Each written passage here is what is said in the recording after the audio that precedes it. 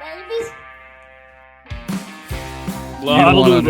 On site at the freak off location. Yeah, Did you watch that video last night? Literally, this place is. I didn't. I haven't watched it yet. Oh my God! It's 5 minutes, but it's well worth the 5 minutes. I know. I was just talking about it. I need to get into it. Speaking of getting into it, we're late here. Let's get into the Simple Mind Sports Show. Friday Rewind live Thursday night. Let's do it with some opening takes. Ray, you are still in suspension, so you must go first. Please, your opening take. Thank you, Richard. My opening take, I'm going to go off the Patriots. I'm going to the Celtics because it opened up training camp this week, and the Jays did everything that every Celtics fan wanted. They are hungry. They're spiteful. It sounds like it. People were asking Jason Tatum about the Olympics, the snub, not getting the MVP in the finals, all of that, and he just says, you know what, I'm just looking forward to the next season. He's saying all the right things. Jaylen Brown, same thing with him. Hungry, didn't get on the Olympic team, went over to China for a shoe deal. He got a new shoe deal. Cool for him. But yeah, I love it. The Celtics are going to be spiteful little cunts this season. I can't fucking wait. I love Ray's response to that, because I think I agree mostly with that. There's nothing terribly wrong from Media Day for the Celtics, but I think it was all great. I think what they were saying though was great. Relax, Ray. I'm talking. Sorry. We'll get to the Celtics. It is in our show, so thank you for bringing them up. But just the giddiness from the green teamer with that raging Kelly Green boner over there is it's great. It's good. It's good energy. Thank you for bringing it. Bobby, your opening take. Our AVP and Big Black Hoyer, dim-witted knuckleheads. Is a 7-step drop a good idea when you have the worst offensive line in the league? What's a ball cock? All these questions and more the boys and I will answer for you if you stick around. Just to give you a hint and tickle your nutsack a little bit, the answer to the first question is yes. And no matter where I am. Hi, Finley. Can't hear us, though. You don't belong on this Diddy shack. Get out of here. Get out of here. Skedaddle. Thank you for saying hi. Okay, I'll give you my opening take. I was going to go Celtics. Ray stole my thunder. I'll go with the theme of the show here. It was all Bill's fault. I've been ranting and raving about this. Finishing up the email today, I was thinking, have we talked about this too much? Quick answer: No, we haven't. All right. Show is labeled "It's all Bill's fault," as in Bill Belichick. And the purpose of that is to talk about Elliot Wolf and his ineptitude and lack of ability to create a roster that's going to be competitive this year. And, we saw the lows of it, hopefully, on Thursday night against the Jets. And I think we probably saw the highs of it in Cincinnati. Bobby touched on a little bit from the offensive side of the ball. But the roster construction from this team from 4 wins, I don't think there's enough being made of it. So we're going to revisit this every single week. Every single time they blow, Elliot Wolf has not done enough, and his name should be at the top of the list, if not Robert Kraft or Jonathan Kraft, who made the decision to move on from Bill Belichick for why the Patriots are where they are. Beautiful. I can't tell you how in my own head I am right now, not being able to hear myself talk. You sound great, though. That's why you know that. It's really freaking me out. So just so you know. Just trust it, baby. Just trust it. I start doing a Ron Burgundy thing and I can't control it out of my voice. Then so we'll do that. I didn't throw. I'm way off my game. Traveling really fucked me up here. The rundown for today, we're going to do Patriots talk, of course. We'll be talking about pondering Patriots, picking up the scraps from last week. Bobby Bukkake brought us some interesting further analysis from looking at that game and some of the play calling there. 10 questions from the around the NFL, new segment that I'm excited about. And beyond. Thank you. Good point. Another new segment, the best of the internets, which I'm really excited about. If anyone's listening on the podcast, sorry, this is mostly a visual segment where we just take screenshots of memes we found on the internet and laugh. So you're going to want to jump on YouTube, subscribe to catch that. Of course, I should have thrown Grant's on there. I should have thrown Grant's casket thing on there because Bobby's not a part of that. Bah! You've got time. And of course, we're going to do some Celtics talk. It is basketball season. The Patriots blow. It's basketball season. Get used to it. This is the Simple Mind Sports Show, Friday Rewind live, Thursday night, September 26th. Welcome to the show.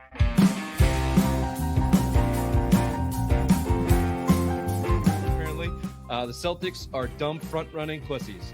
This is the same team they have been for 4 years running.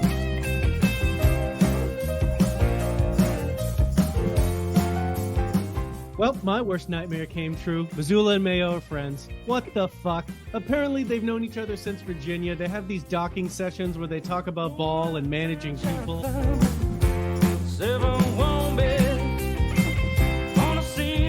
on vacation. I'm gonna quay all these. I'm gonna fucking watch them this week. Do you say quay? Is it not quay? It's Q. It's Q. It's Q-U-E. You idiot.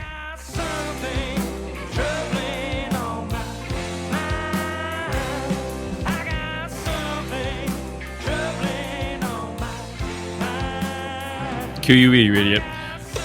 It was all Bill's fault. Again, following up on my opening take, we're going to start Patriots here in the roster that Elliot Wolf has built, or lack thereof, just to set the table for our Patriots talk. We've got a lot of good things to talk about in that. But again, week to week, we cannot forget the en contraire of bullshit that Elliot Wolf put out here for this team to try and compete this year. He has not set them up for success. And if you feel free, if you'd like to throw Jonathan Kraft or Robert Kraft into the mix here in terms of blame pie, go for it. But let me just point out the obvious here, okay? Their offensive line is absolute dog shit. It's garbage. They were working with undrafted players and kids off the street by the end of that game on Thursday night. They signed another left tackle to the practice squad in the midst of Gerard Mayo and Layden Robinson and everybody else in that team saying it's all correctable, it's all fixable, no worries. We are now looking at Badarian Lowe as the savior for left tackle coming off of injury. That tells you all you need to know about the state of that team. And you have to start with the offensive line and then move right across the line of scrimmage to the defensive side of the ball. And I just look at it this way, Bobby. Like, they've been laying the groundwork for this is going to be a rebuild, a long rebuild. Be patient with us. We've got our quarterback. We're going to be patient with him. If that's the case, how do you not invest heavily into the line of scrimmage on offense and defense? And just to give you a reminder, their investment level on both sides of that ball was zero from outside the organization. Zero. Their main investments on that side of the ball were Mike and Winnow, which was big at $20 million, overpaid for a guard playing tackle. Why can't I ever remember the defensive tackle's name? Probably because he sucks and he's invisible. That they re-signed. Gotcha. Thank you. Those were your big moves on the line of scrimmage, both of which are underachieving, neither of which made any improvement moving forward. So if you're really in this position where you're restarting from Bill Belichick, how do you not let some of these guys go and reinvest in the line and build from there? In addition to drafting your quarterback at 3, that took nothing. That just took the guy falling to you, which we'll get to. So I don't know if I'm repeating myself from previous shows, or if this is a theme that's getting too old. Please speak up.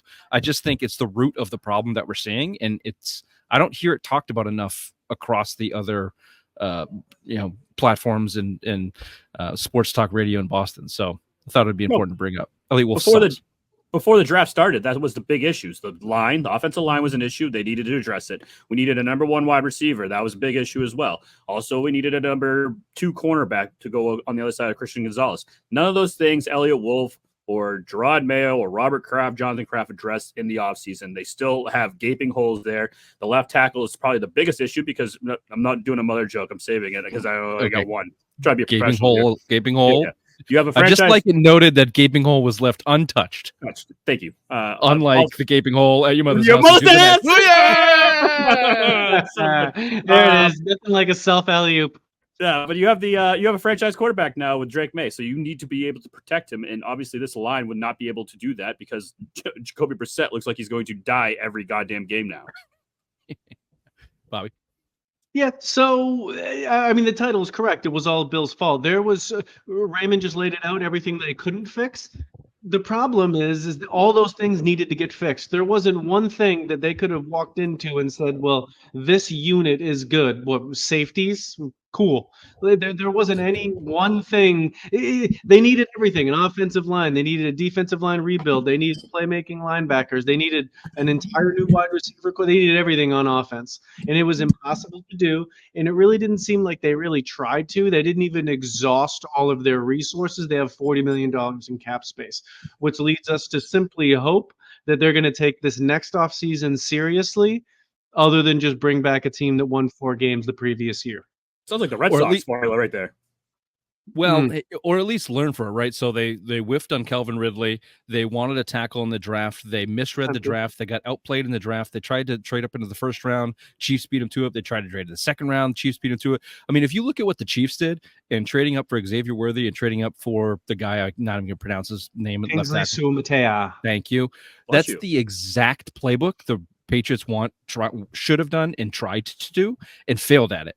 So, sorry, Barry. If you want to look at it and say at least they had a plan, okay, but they like atrociously failed at that plan. And that Ridley deal has such ramifications, because if they land Ridley in free agency, they don't probably draft Polk in the second round. They get their tackle in the second round, and maybe the dominoes fall into play, and we're not looking at Jacoby Brissett with grass up his ass 60% of the time he drops back to throw. So whether it's lack of plan or lack of execution, I would just like it known on a weekly basis that we have to watch get their asses handed to them, that Elliot Wolf should be getting a large swath of the blame here. Okay, so that's that. Pondering Patriots and picking up the scraps. Going back to last game on Thursday, maybe a little bit further if you want to, and then I want to get to Bobby stuff because that stuff's really good. So, Ramondre Stevenson, 3 fumbles in 3 games. Essentially got benched. Toot, Ray, you fucking idiot. I told you he was going to get benched. He did. And then when asked about it, Apologies. it's okay. I just want to hear Rich, you're right. Rich, you're right. And You're I love right you. again. And I love you. And I love you. Thank you. Ramondre Stevenson, when asked at his locker after that ass kicking in New Jersey, have you learned anything from this loss? Quote, just another loss. With the tone and I'll just leave it with the tone of a guy that just got paid. Like me. Just kind of like you. Yeah.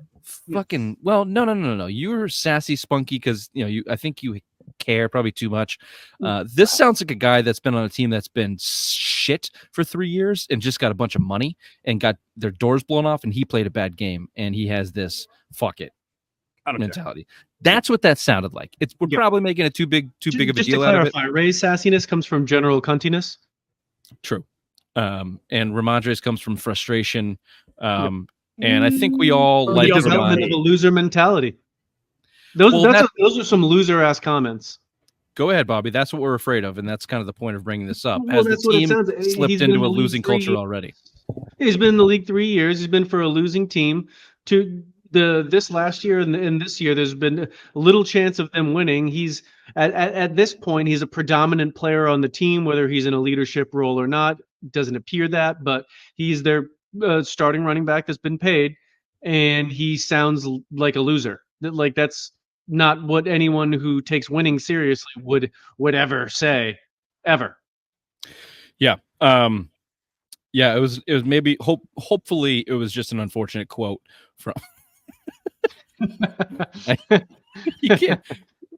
you can't put that on the internet, Ray. Our number one commenter's comment on that was Ray's this comes from his retardation, which he did take the short bus. It's cool.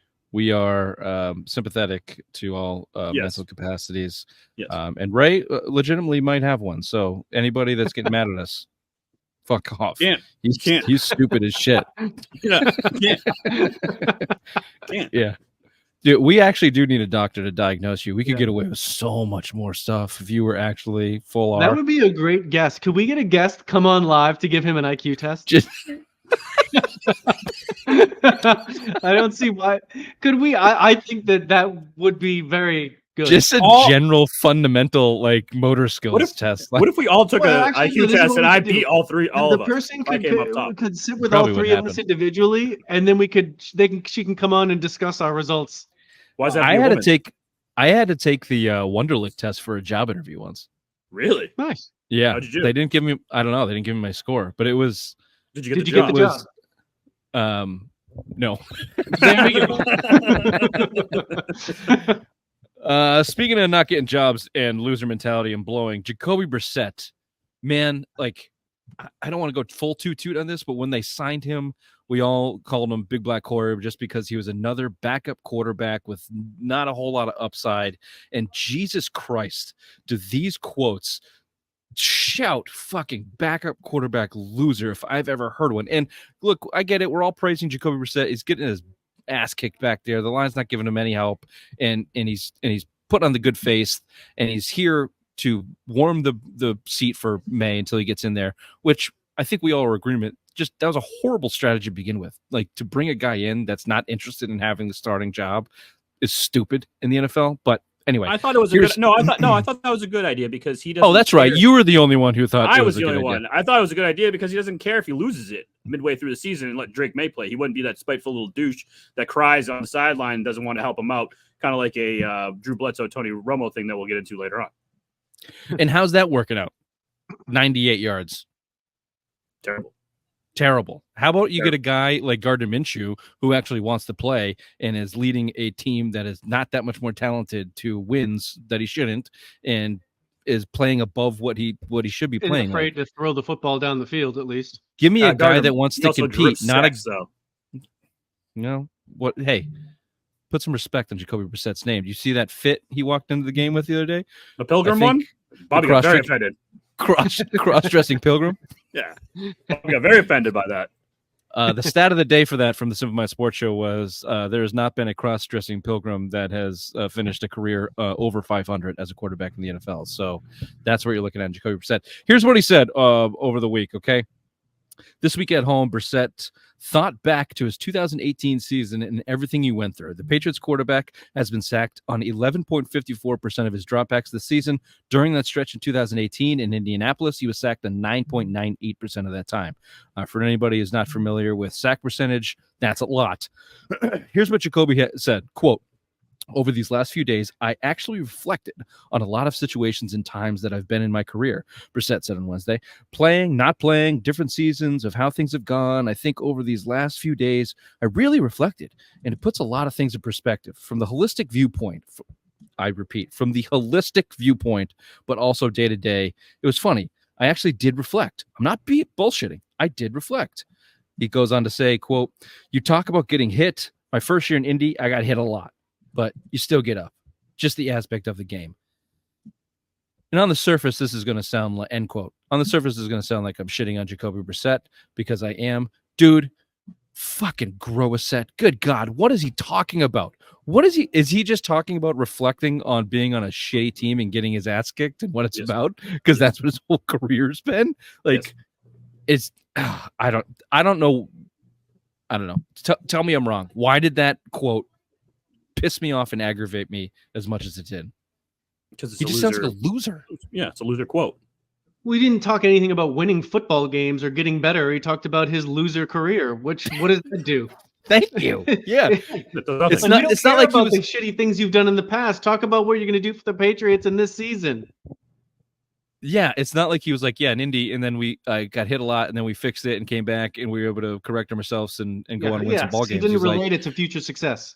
He was like, "No, I've sucked before, and it's felt a lot like this."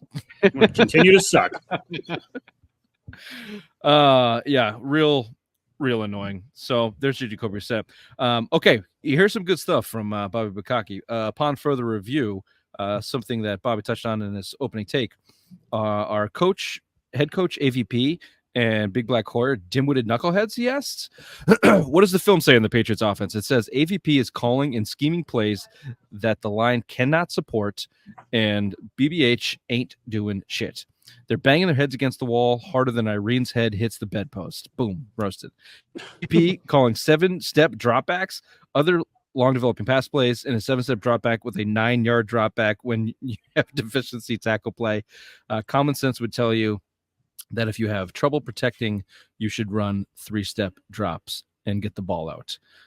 That makes sense. Give us a little bit more insight into what you're talking about there in terms of play calling, 7-step drop backs, 9-yard drop backs, so on and so forth. Sure. So basically what's going on is they are not running plays that are conducive to getting the ball out quickly, as in everything is long developing. They're running bootlegs where you're going to run off to the side, where it's going to take 3 to 4 seconds before Brissett's even turned around to throw the ball. Literally a 7-step drop is they go 9 yards back before that final back foot hits the ground. So that's like a 4-second drop for tackles that can't block. And then also that's combined with Brissett not changing plays at the line. Something we were told that the reason that he's in there is because he can get up and he has the tools to fix these things. So then they're going up and snapping a ball with a declared run blitz and snapping it right into the run blitz. They're not changing the play. They're not doing anything. So basically they're just going up with a play, running that play, and that play is not. They aren't doing things like, for example, a shotgun pass where okay, now we can see what's in front of us, snap the ball, boom, go where it needs to go. They're running. It's a poor play for what they know that they have as a physical deficiency currently.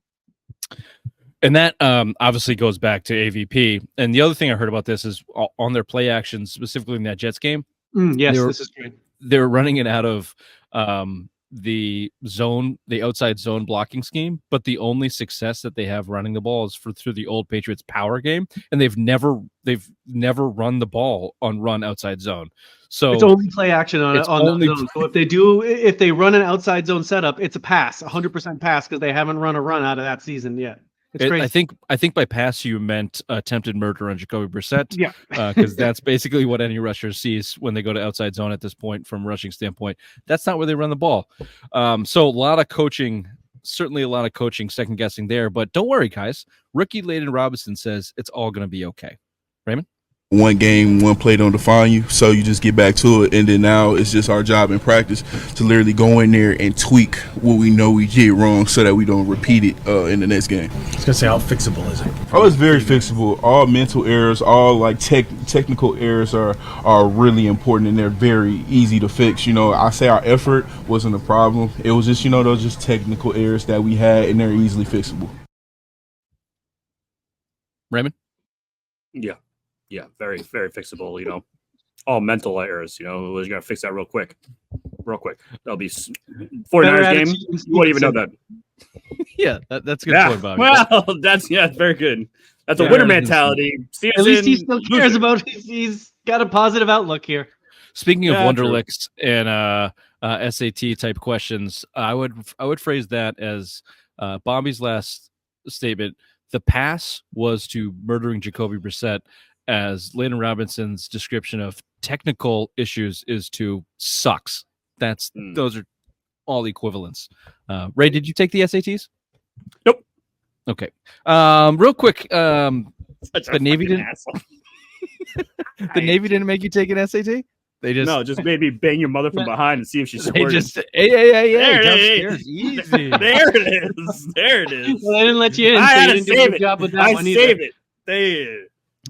Son, we don't need to see how smart you are. Can you do a squat? Oh no, your knee sucks. Fuck off. Get out of here. God damn it. Here's a plunger, idiot. Okay. Here's the biggest thing I would like to understand moving forward. Here's what I want to do. I want to move forward here. I got the 49. Probably like the plunger joke. I did. I got a mental picture of a guy handing a plunger. Every failed cadet for a physical deficiency leaves the Naval Academy with a plunger, just looking like sad. Me though, I'm stupid, so it didn't matter. I was just you're like he took it to heart. He's like, all right. I got a direction. I'm gonna go that way. I can't get an erection, but I got direction. Boom! There you go. There's a T-shirt. With an arrow pointing up and limping all the way back down. Okay, bounce back. Can the Patriots bounce back from Thursday nights against the Jets? What does that look like? What can we take out of this upcoming inevitable 49ers loss? They're going to lose to the 49ers on Sunday, 4 p.m. If anyone is listening, it's not a 1 p.m. start. West Coast. Do they bounce back in the areas of fundamentals, tackling? They've still been very under, there's not a lot of penalties on this team. So that's one thing you put in the checkbox. Can we blame last week on a short week, first week from a new coaching staff on a short week, and they just didn't have the shit together. They didn't know how to prepare for it. Can they come back? Is there enough to look at this game and this loss optimistically? What does that type of game look like, Raymond? obviously they cannot get their doors blown off. But even if they do, if they lose like 24-7, but they're kind of competitive and maybe, Purdy hits a late third quarter big score and it kind of puts the game away. I don't know what type of game are you looking at where you can take something optimistic out of this loss. Defense looks good. Defense starts communicating better. Christian Gonzalez plays well against Deebo Samuel. You got a lot of people on the other side of the ball that aren't going to be playing. No, Deebo Samuel is not even playing. I'm sorry. What's that number? Ayuk going against Ayuk. Kittle's not playing, so there's a tendency that's going to be that the 49ers offense is going to be limping into there. So if the defense kind of looks all right, then that's going to be good. That's a step in the right direction. Communication, all that. I think the offensive line, you're at a loss. You're going to be lining up a eligible tackle for a receiver. 9 times out of 10 now, it's going to be a run scheme through and through, and it's just one-dimensional football on the offensive side of the ball that's going to die. I think the defensive side is the only thing that can go up on next week. Interesting. The word out of San Francisco, Bobby, is the talk is all revolving around the injuries. They have $104.9 million of payroll on the injured list right now. Obviously, Christian McCaffrey on the top of that, Deebo, whatever the list is, you can go down it. That's the number one point of discussion. The coaches, Shanahan is trying to talk around that it's not an excuse, but kind of couching that it is an excuse, because when you lose in the fashion that they lost last week, completely choking the game away from a time management standpoint and an execution standpoint against the Rams. Yeah, Shanahan did his best to take it on the chin, like Irene, but you could hear those couch remarks that, yeah, look, we're pretty banged up here. I'll just read you one quote. This is the one that he was, if you watch the game, I forget the receiver, it was like their third or fourth receiver, but Purdy hit like a 30-yard strike. Jennings. Down the right. Jennings? No. Jennings had Ronnie an Bell. unbelievable game. Ronnie Bell, thank you. Never heard of him. Before he missed that ball that hit him directly in the chest that would have put him at the 25-yard line for the win, basically. And this was Shanahan's response to that. And this was the tone of excuse-making but not excuse-making that you're getting from the 49ers. Here's what Shanahan said. Quote, obviously, we didn't get it done. Didn't make a catch at the end. You have to listen to that to hear the tone, but he's like, that fucking guy. That guy screwed us. We didn't make the catch. He goes on to say, you could come out of it and run it in the first couple downs, but we were trying to win it. And when we're in bounds, that's why we huddled up and didn't go with the 2-minute mode. Basically saying they left too much time on the clock for the Rams to come down there and kick the field goal to win. But also not talking about the completely blown punt coverage, allowing the Rams to get to midfield and that. So anyway, that's where the 49ers are coming from. Obviously a frustrated point. The coaches are kind of walking on a tightrope there. Kyle Shanahan has a history of underachieving and blowing big leads, 28-3. There you go. Did they sign massive contracts though for like 7 years or something like that? Him and John Lynch. Yeah, I understand that the NFL, I don't think they're going anywhere, but I understand the frustration. They should be walking all over the NFC, all that stuff, and losing to the Rams, who are depleted right now without Cooper Kupp. Who else did they lose? Did they lose another receiver? Nuka. Yes, all their offensive line. I think they had to. I think it was a Kupp or Puka. They had to put someone on IR because their injury list was too long. They weren't allowed to put anybody else on their injury list. I think it was Cooper designated to return injury. Yeah. So anyway, Bobby, that's a long way to say coming from where the 49ers are and where the Patriots are. What's the type of game that we can walk away from this from a loss and go, all right, they're 1-3, but they're moving in the right direction. No defensive miscommunication, no breakdowns, no 50-yard touchdown passes where a guy's untouched. That's fine. Make them drive the length of the field, and if they score on you, they score on you. But keep it all in front of you. That's the best you can hope for on defense. Make them earn every yard. On offense, show the ability to throw the forward pass. That's it. It doesn't have to be literally like actually throw the ball downfield more than yards that we've had, which is what's the most, 140. Like let's try and get like 175 in yards, like just like anything like that, where and build like an actual play action and work in the offense kind of as a whole, not just it's just Pop Douglas or it's just Hunter Henry this game, kind of sprinkle it around just to kind of Maybe some would be for me. maybe pockets of cohesiveness on offense, drives that inevitably may fall short, but there are handfuls of plays that look like it's heading in the right direction. Commenter says in capitals, give it to Pop Douglas if the asshole can get open. He's open every play. It's about the line in Jacoby Brissett. Speaking of forward pass, just to wrap up this segment, we'd be remiss not to play this clip from Albert Breer talking about Drake May and the Patriots' intentions to play him this year. I have very little interest in talking about it right now because I think that is a loser mentality from a fan's perspective and a commenting perspective, not to focus on the game this week and just to look ahead at the big, giant fucking question mark that is Drake May, as if he's your savior. I have no interest in that. However, it is news, and we are nothing else newsworthy. So, can you please play Albert? I'm not for making this determination based on an injury. I'm all for making this determination based on Drake May's readiness.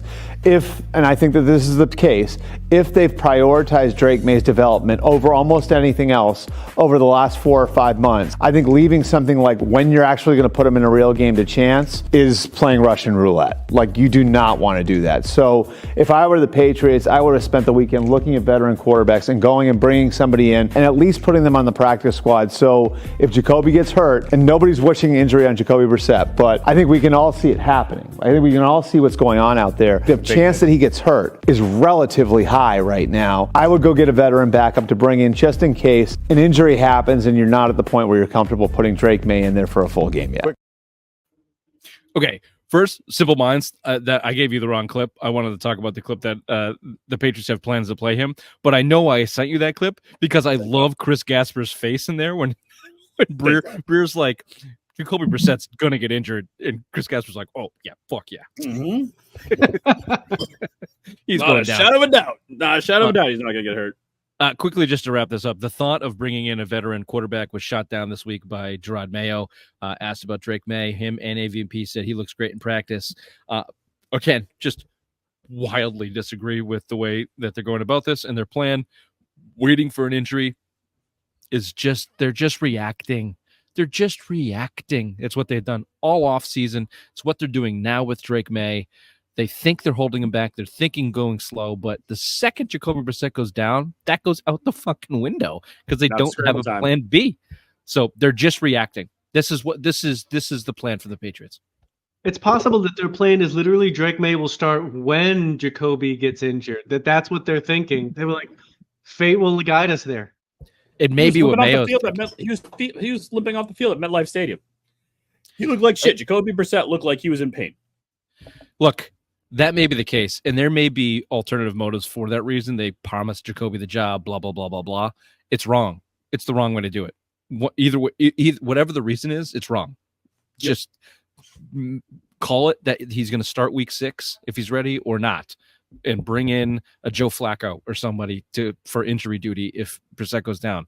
The way they're doing it now, I'm sorry, it's wrong. And the only way it's going to be right is if Brissett miraculously does not get his head torn off in the next 3 to 4 weeks or whenever. If he finishes the season, if Jacoby Brissett finishes the season, that'd be a fucking shock to the whole New England fan I don't base. see how he can possibly. Well, he won't. And the clip I thought we were going to play from Breer said that the Patriots they're going to play Drake May this year. He is going to come in. Their plan is to start him on a certain week, but again, that will be accelerated when Brissett goes down. So stupid. When, not if. When. Okay.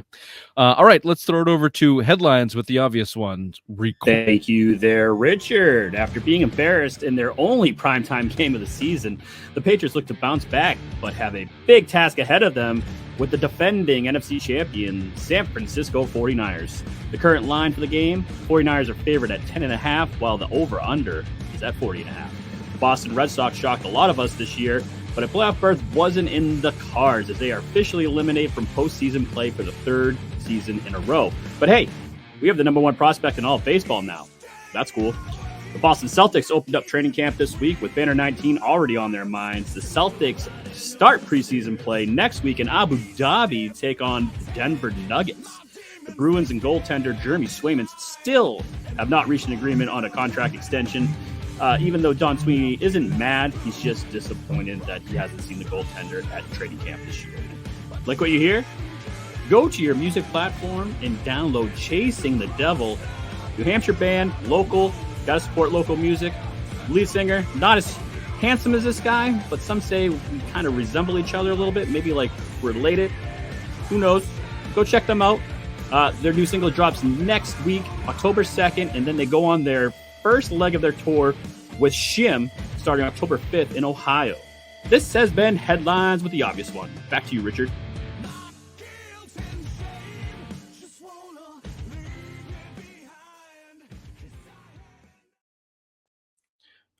I'd just like everybody to know that was not a sanctioned Here we go. ad from whatever. Did you have to give like a presentation at work and it didn't go well, so you're a little iffy on it? What the fuck are you talking about? What is he talking about? What's Bobby talking about? That was stupid. Now, do you honestly think you sounded better in that recorded version than? No, but you couldn't make fun of me while I was talking live, so I love it. Oh, I see. Okay, this is a defense mechanism. Yes. Yeah, sponsored segment from free sponsorship. That was not a fully endorsed Simple Minds sports show. It was. Chasing the Devil. There. Go check him out. Download him. It was. That was real fucking sneaky, Ray. Thank you. Real fucking sneaky. Hey, he scratches my back. I scratch his back. That's how being gay works. He's my cousin. He's my cousin. Unbelievable. All right. Well, okay. Let's throw it over to a newest segment here. He's so fucking angry. I mean, look, the sad boy petition to record the headlines so he doesn't sound stupid and we can't make fun of him, and then combined with the secret fucking pitch for your cousin's band. Yeah, fuck off, you fucking snake. Anyways, you snaky little weasel. God. All right, Bobby, let's throw it over to 10 questions from the NFL and beyond. Okay, first question. Are you sold on Justin Fields and the Pittsburgh Steelers? No. He hasn't thrown over 150 yards, I believe, this whole season. So his defense is holding him into games. He's been playing mediocre teams. So, no, I'm not sold on them.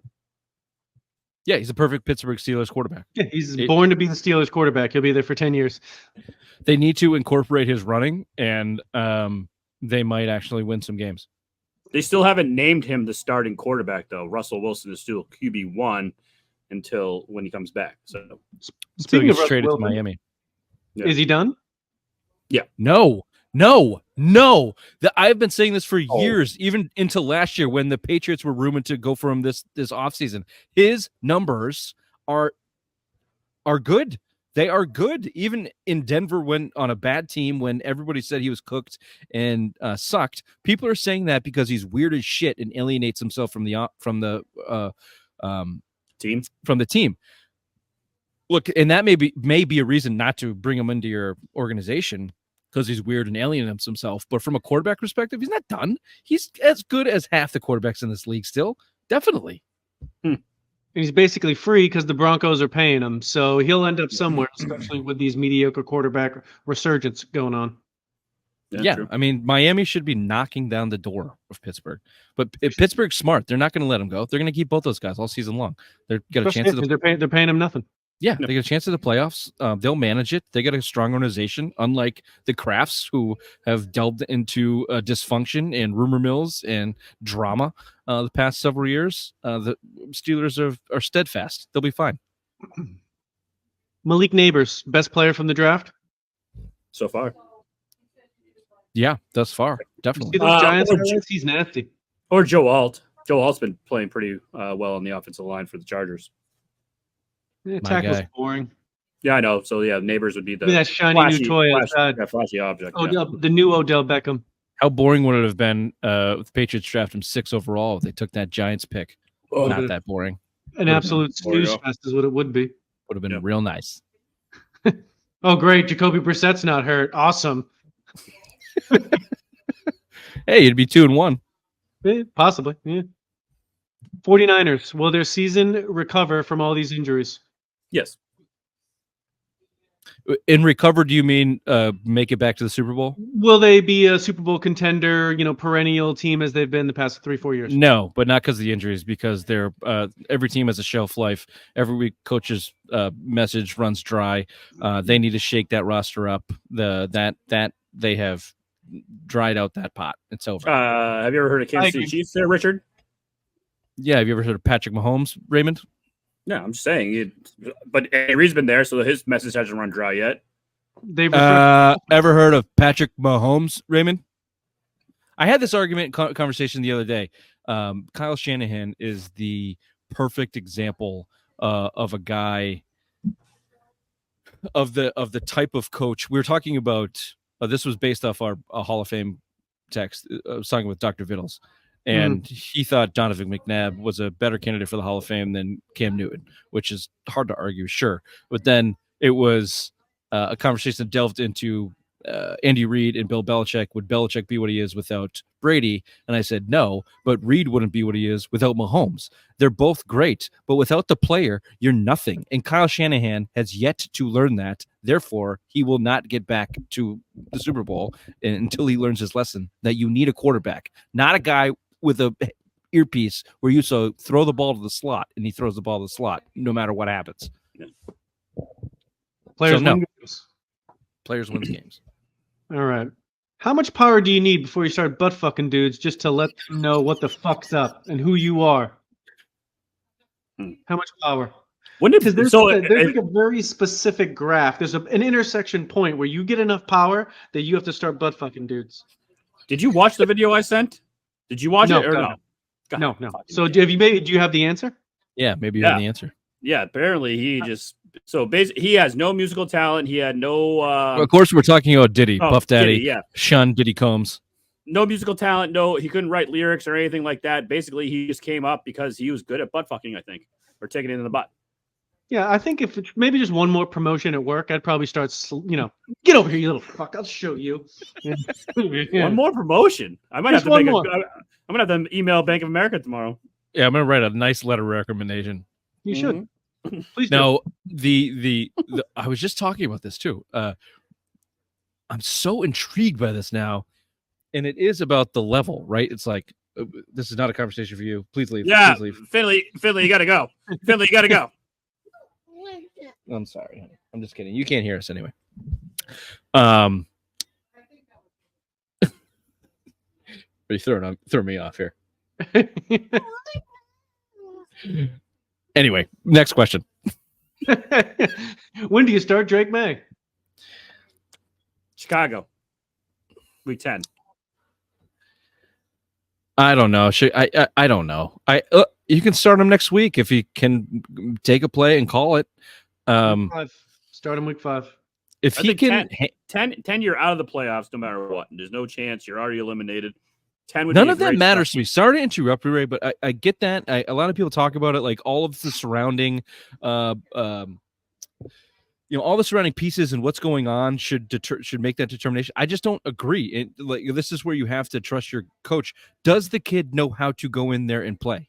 If he can run your offense, put him in. Go. It's time to go. If he can run your offense, go.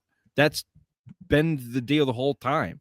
And normally I would say, even if you have a bad offensive line, it doesn't matter. But I mean, this offensive line was if it's as bad as Thursday, you can't put him back there. You'll ruin him.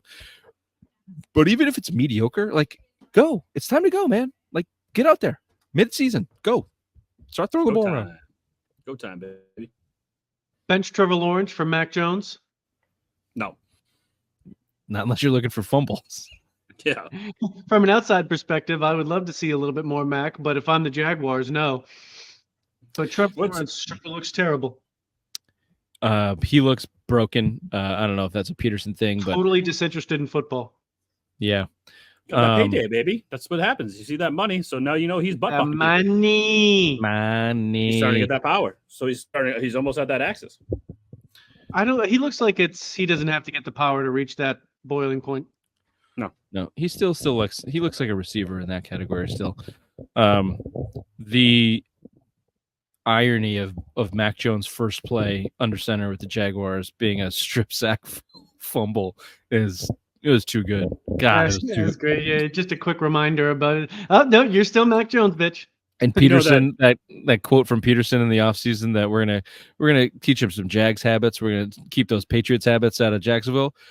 Guess that didn't work, did it? Nope. Forgot about that. Same old Mac. Same old Mac. Quick knowledge check. Raymond, what's a ball cock? A ball cock is in the back of your toilet. Is basically the float that. Oh, I thought he was gonna say the back of your mom's throat. Well, that's what I was going to. I thought it was going there too. No, it's the ball that's in the back of your toilet, so it's the float, pretty much. So, like when you flush the toilet, that's what makes it so it rises up and the water goes down. There'll be more plumbing knowledge checks as we go on. Yep. Excellent. Bengals, Jags, and Titans are all 0-3. Who ends with the worst record? Wait, what is it? Bengals? The Bengals, the Jags, and the Titans. All Titans. 0-3. Titans. Will Levis is awful. I think that was a huge bust right there. I think Trevor Lawrence will get it. Who's the Titans' backup quarterback? Is it Ryan Tannehill? No, he's on the streets. He's a free agent, I believe, and it was Malik Willis, and he's gone. I'm gonna go Jags because I think that Titans head coach, the OC from the Bengals, he hates Will Levis. Will Levis will get benched, and Mason Rudolph. Oh, Mason Rudolph will get them 6 or 7 wins, and the Jags Jags might bottom out here. I'm gonna go Jags. Give me the Bengals. Joe Burrow's a lesbian, and I think there's something really weird going on there. T. Higgins is literally faking an injury, and he's getting his money, and neither is the other receiver, Chase. So give me the Bengals. The meme Bobby's referencing there with Joe Burrow is just Joe Burrow showing up to his last game dressed like Ellen DeGeneres. It's all over the internet, but the headline "Joe Burrow's a lesbian" was very funny. Yeah, but I'm bringing that word back in my everyday vernacular. But Bobby whacked off to that fucking photo, so there you go. There he whacked off to the Joe Burrow lesbian photo. Doesn't take a lot for me to whack. All right, off. this segment's off the rails. We still got to talk Celtics. Finish it up, Bobby. Vikings, Seahawks, and Steelers all 3-0. Who ends up with the best record? Vikings are for real. O'Connell's for real. What's his name? Sam Darnold. No. Defensive coordinator. Flores. Brian Flores is for real. They got good coaching. They got good talent. I think. God, you just said it. Sorry, my brain is fried. Sam Darnold will come back to earth to a certain level at some point this year, but I think that team's always good. You got Justin Jefferson though. You got Justin Jefferson. You got who's the tight end that's hurt on IR right now? Hawkinson.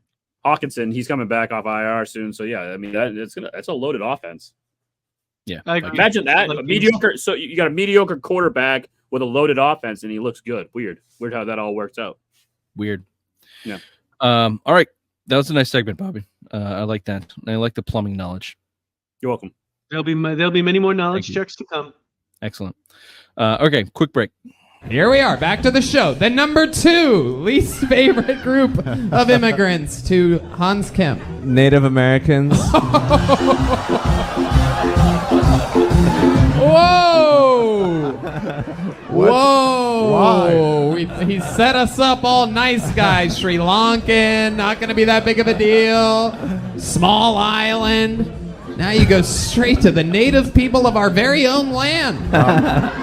Bold. Why? Bold. What is it about the Native Americans that you don't like? They're poor and dirty.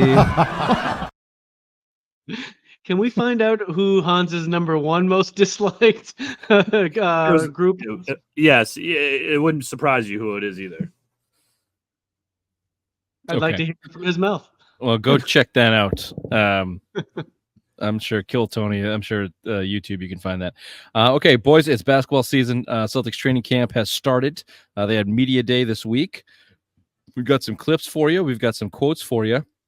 Let's kick it off right off the bat with Old Man Horford talking about Tatum and Brown getting disrespected at the Olympics. He said, quote, "I personally was not happy about it. Those guys, they're very special to me and motivated me and all of us for this upcoming season." This whole Olympic thing was really played up there on media day. We got a Tatum clip talking about it a little bit as well. You want the motivation one, or do you want the Olympics one? Olympics? From your experience at the Olympics this summer. That's a broad question. You want to be more specific? Is it something you're going to draw motivation from, I guess? Want to address the, I didn't play in 2 of those games? That's what you mean? That's part of it, yeah. Motivation.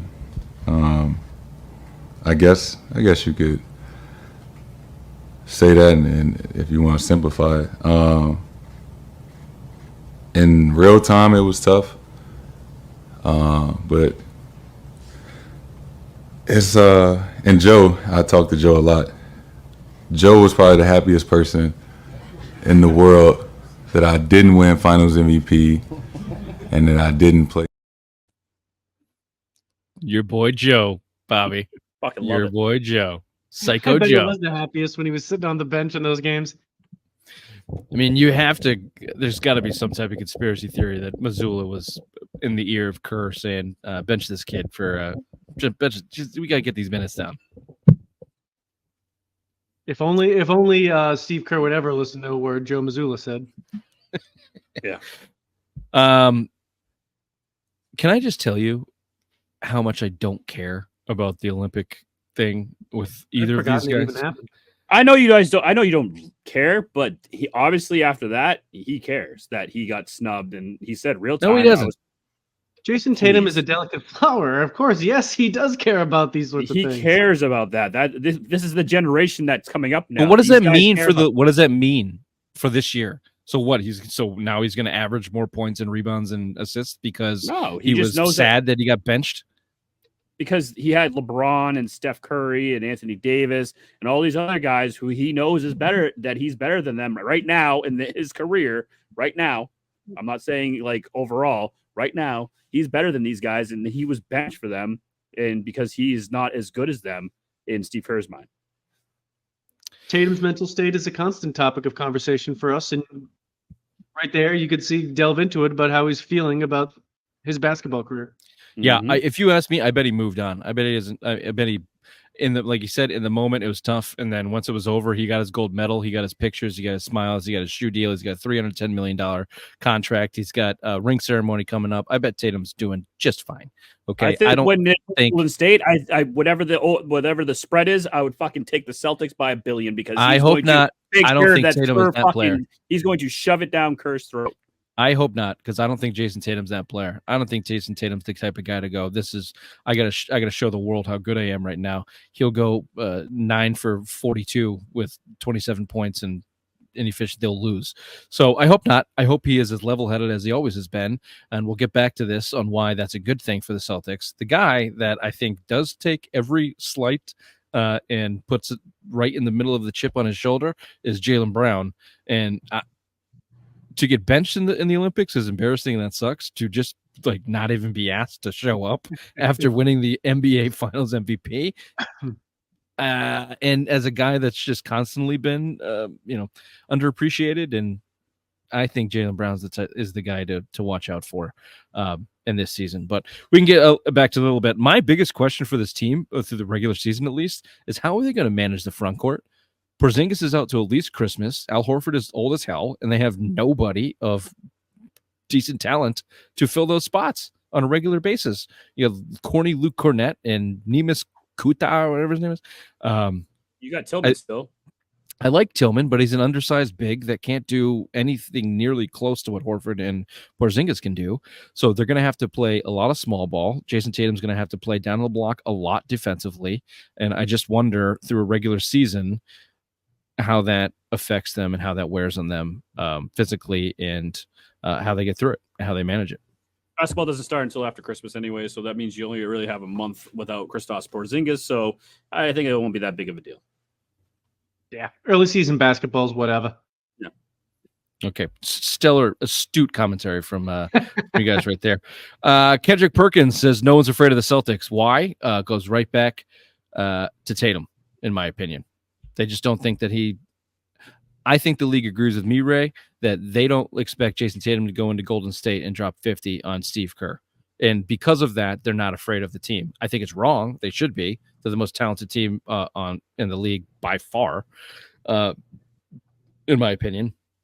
And also that whole Perk clip, if you listen to it, he knows what he's doing.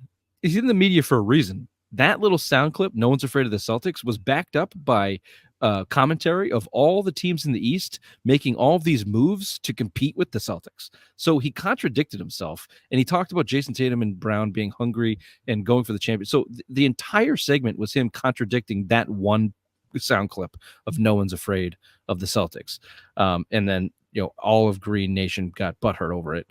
But do you believe it's true? Do you think the rest of the league looks at the Celtics as not terribly intimidating or something that they're not afraid of?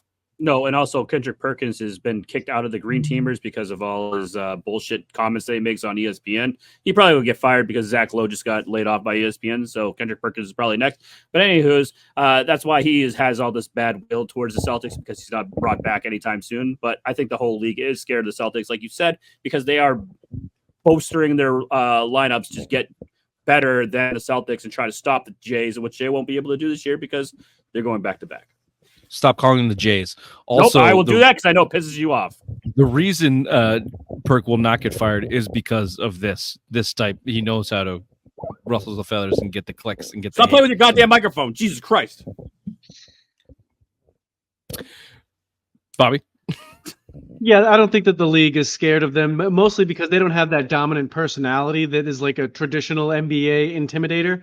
Tatum's not that, and everybody just hates Jaylen Brown. So I think they just throw a lot of shade towards him. I don't think that they have that sort of a persona that you would get from other classic NBA dynasties. Can I tell you the best thing I heard about the Celtics this offseason? I forget who said it. Jason Tatum is the Tim Duncan of the Boston Celtics. That's a good analogy. Mild-mannered, all-around performer, quietly efficient and effective, without a ton of flash. Now, obviously, Tatum is a different position, naturally from a wing position, in the way that he handles the ball as much. He's going to have more flash and more of those. But certainly through the playoffs, Jaylen Brown was the headline guy. He got all the awards, right? Obviously, that's the case. If that's the case, if Tatum can wrap his head around that and not have to be Kobe, this team will be good for a very, very long time. It's a good analogy because Tim Duncan just carried them through the game. In the Spurs dynasty, it was always Manu Ginobili or Tony Parker at the end that salted it away. Yeah, because they had the skill set to do it. And you got a Jaylen Brown or Derek White next to these guys that could be that type of person. What I'd really like to see from Tatum individually, and I've been calling for this for years, Raymond, is can he pull something out of Kobe, LeBron, Jordan's, KD's bag? Can he start playing inside the arc? Can he put his back to the basket and run an offense from the block? Once he does that, that's next level. That's top 5. That's greatest player of all time discussion type of thing. Offensively, if he can start doing that, he will be terrific. But the more he goes 35 feet from the basket and tries to dribble through 5 guys, the less efficient and good in Tim Duncan he'll ever be. But he talked about that in third person, if you'd like to hear it. Ray, do you have that? The best he hasn't seen yet? That one? I just always feel like overall I can still get better. I'm not at, you haven't seen like the best version of Jason Tatum. Oh, y'all heard that? And you should, That's right? scary. I'm only 26. I should continue to keep getting better. Just real quick to sum this up, are you do you like or are you concerned with the fact that he's using third person at this point in time? No, because all the That greats wasn't do full that. third person. That wasn't full on third. That was no. So that was still in the first. You haven't seen the best of Jason. So full third would be Jason Tatum ain't seen the best of Jason Tatum. Bingo. That's when you get scared. Jason Tatum's telling you ain't seen the best of Jason Tatum. That's James Harden level third person. Yep. Fair enough. All right. Look, Jaylen Brown had a lot to say. We're going to skip that because we're late. Their media day is full of clips. But just for fun, Ray, could you play Bobby the Missoula clip? See you talking with Patriots head coach Gerard Mayo. What was the conversation? Did you give any advice on what it takes to win a championship? No, I mean, he's won. He's been a part of some great ones. It was really more about the connections, and so really intrigued by the way they plan their practices, kind of the organizational approach towards a practice plan, how they go into kind of breaking down 3 phases of the game. You know, we have 3 phases: offense, defense, special situations, and then how they really structure their staff based on who's communicating what and how they do it. So he was gracious enough to kind of spend some time with me in there. Really grateful for that, and I think, you know, he's obviously going to do a great job just because of his, you know, humility and his like relationship management, top to bottom. It's something that I picked up from him in that time. Bobby. Just wanted to hear about how he structures practice, and it's about relationship management and how he structures his organization. Does he write a memo, and what line does he put on it? Does he CC his manager when he sends it off? Bobby hates Joe Mazzulla. I love it. He hates him so much. He's such a twerp. How does it make you feel that within that shot there is a head coach from the Celtics that is the world champion next to the Patriots head coach who has no business even being near a championship? Highly unfortunate. What a juxtaposition that is. Like Yeah, it is. That's generally Bill Belichick talking to whoever the new young kid in town with the whistle, talking about all of his rings, and now Mazzulla's over there like, He was just so gracious to talk about all 3 situations, because we have 3 situations too. It's special situations. It's like, hey, Gerard, why don't you just give it to your best players and get the fuck out of the way? You're like, well, my best player is my punter, so we got dope vibes, though. Dope vibes down here in Foxborough. Okay, there you go. There's Celtics Media Day. It's basketball season. More to come on them, of course. But we'll be right back with our newest segment called The Best of the Internets this week.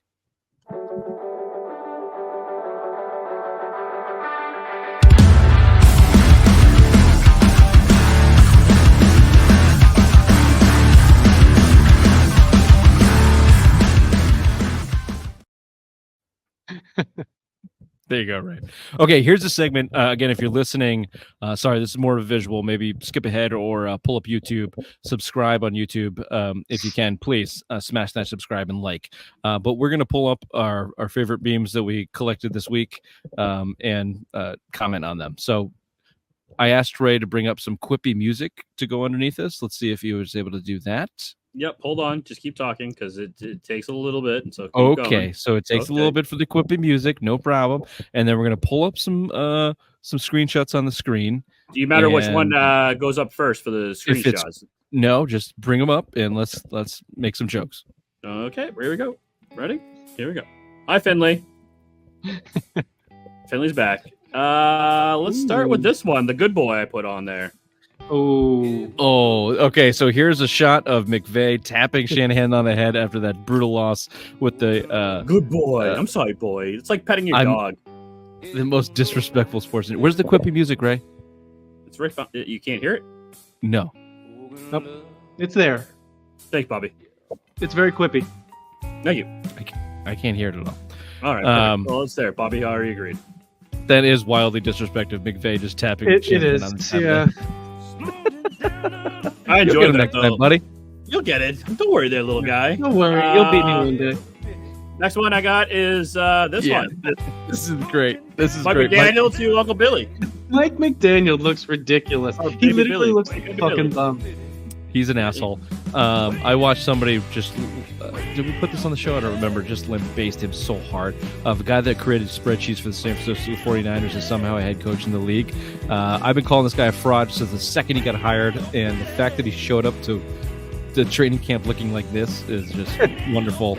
And the comparison to Uncle Billy is spot on. Baby Billy, baby. If K-State loses to BYU, I'll shove a beefy 5-layer burrito up my ass. That is Saint Bill Snyder.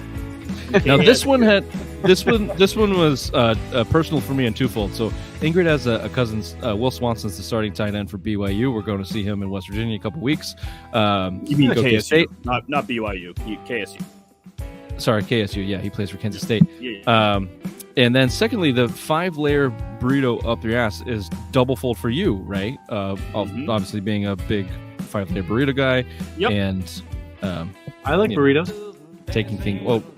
It was the taking things anally that probably separated you guys in my mind. Well, you like beans. You probably just take everything out and just eat the beans, huh, Bobby? Kawhi Leonard status for opening night. Uncertain. No shit. Yeah, this one just made me giggle. No shit was my exact response as well. Oh shit. Oh weird. He's already on fucking. He's on the injured list already. Already. Didn't take long. Kawhi's been injured for fucking 6 years. Okay, next. And continues. Yep. Now, here's a picture of a guy wearing a hat that says 69 Martinez, a big burly beard. He has no arms, and his shirt says "Relax, I'm unarmed." And that's the greatest. That's just a classic pun, if you would. Fantastic. That is Middle America, baby. And of course, Jacoby Brissett. Hang in the there, most man. disgusted faces I've ever. Just looks scared and sad.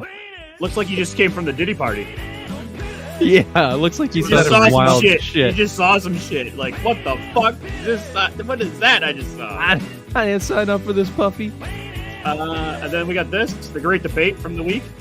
Okay, this is Eli Manning and Cam Newton split screen. Cam Newton on his podcast said, if he gets a gold jacket before me, I deserve 2 of them of Eli Manning. And this set off a conversation on our text chain. It also just made me angry. Cam Newton sucks. I can't stand it. I labeled this one as I hate Rich because I said that what was the thing? Quickly, wait. Warner was the first quarterback to take 2 teams to a Super Bowl. Thank you. Yeah, and that was wrong. And Ray doubled down on that heavily all the time as bottom of the totem pole of thumb. Craig Morton was the first quarterback to lead 2 teams to a Super Bowl. Anywho's. And I just like this one. This is the rest. The rest of those were funny and we made fun of them. This was just a clean, nice looking shot of a guy that doesn't care about getting benched. Forgot the best meme of the week. What's that? Joe Burrow as a lesbian. Oh yeah, I wasn't able to get that one back in there. And just real quickly to go back to the Cam Newton and Eli Manning. Eli Manning's a Hall of Famer. By the current standards, fine, I'll accept that. But the current standards are bullshit, and he isn't. I agree with that. But by the current standards, he's in a landslide, and Cam Newton is not. And for Cam Newton to say I should get 2. Cam Newton has not even sent in his papers for retirement to start the 5-year clock. He still has it, baby. He still has it. Miami's ticking. Okay, there you go. There's your new segment, the best of the internets this week. We'll try harder next time. Yeah, a couple of giggles there. Again, if you are listening, go to YouTube. Check it out. I'm sure Ray will put this up there as a segment in the coming days. I probably will. Great. All right, we'll be right back with Simplest Minds of the Week. Oh, back to school to prove to Dad that I'm not a fool. I will say, I don't know if you can tell by looking at me, I do have family members with Down syndrome. It almost got me. I dodged it, but it nicked me. Bit of a day walker myself. Are you stupid or something? I'm as stupid as a stupid does. Okay, Simplest Minds of the Week. Ray, I know you have a couple. Why don't you start?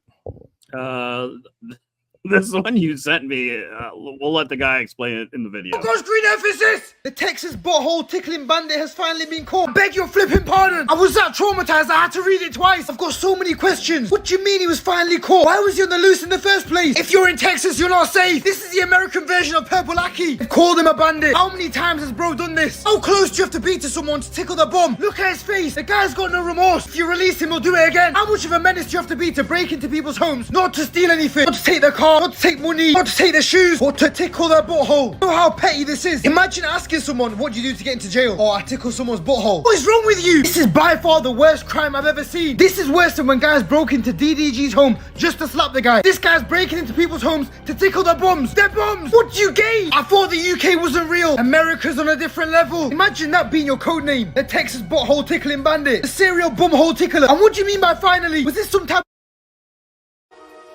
I've never been more confused before in my life. But how did you catch him? Was the whole thing a setup? Did you have to try and get him to tickle your bum? How have you caught him? I don't know. I don't know. Look at him. He has no remorse. If he gets out, he'll do it again.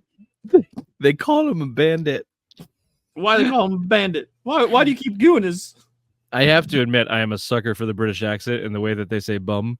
Made the whole thing very funny. That made it way more funny. Because if it was like one of us talking about it, it'd be like, it's not that. I mean, yeah, it's funny, but it's not that funny. Yeah, the story. Really the story itself is ridiculous and ludicrous and funny, but that video, kudos to that guy, and the accent just put it on. And applause to the Texas law enforcement that finally caught the Texas tickling butthole bandit. How do you think they got him though? The smell of his fingers? Probably. That was probably a DNA analysis from your butt when he licked it, his tongue. The next one, the video explains itself once again. Arthur Blank inducted himself into the Ring of Honor for the Falcons as if that was something he did not have control over, and that as part of the celebration, there would be free hot dogs, chips, and fountain sodas. Where are you at on the idea of inducting yourself into your own Ring of Honor? This seemed profoundly sad to me. Yeah, it's absolutely bizarre. It would be like naming yourself Employee of the Month at a company that you own. The classic bad guy looking dude. I can see Robert Kraft. I can see Robert Kraft doing this. Oh, he got on the phone to his PR guys immediately. It was like, why is this not done for me yet? Yeah, why am I not in my own Hall of Fame? Jonathan, why am I not in the Hall of Fame yet, Jonathan? He said, I want it bigger than Brady's was. I want 2 stadiums full. Here's what we'll say about Arthur Blank. At least he's not running like sex trafficking racketeer schemes.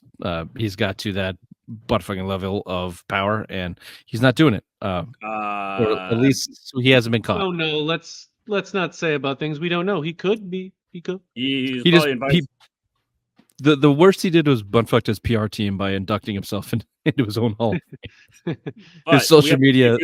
We have to go through the Diddy party guest list. Yeah. Was he part of it? Would you bet an amount of money that mattered to you that Arthur Blank has never butt-fucked somebody? No. Exactly. He's done some butt-fucking. Yeah, or in return. One or the other. Yeah. He has that perfect mustache where you know he's behind him going, meow. Lastly, that's it. That's it? Okay. Very good. This has been the Some Mind Sports Show, Friday Rewind, live Thursday, September 26th. Bye-bye. Bye-bye.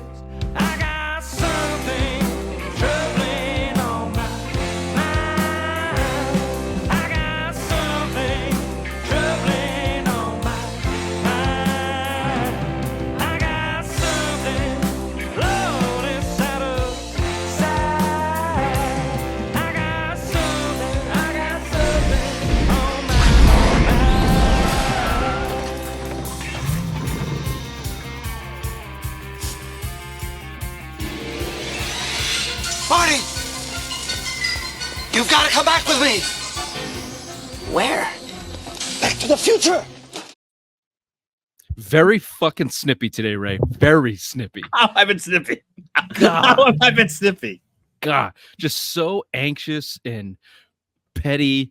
Petty? How am I? Wow. So fucking petty. How have I been petty? It's a normal day for him. Let's just wait for headlines and find out, shall we? Such a bitch, too. I don't mean too good. Can I do it before so no one make fun of me? That's right. Drink away, you slob. I'm not Bobby, slob. Fuck you. Bobby, new room? Same room. Great. What happened to the weights, though? What happened to the weights?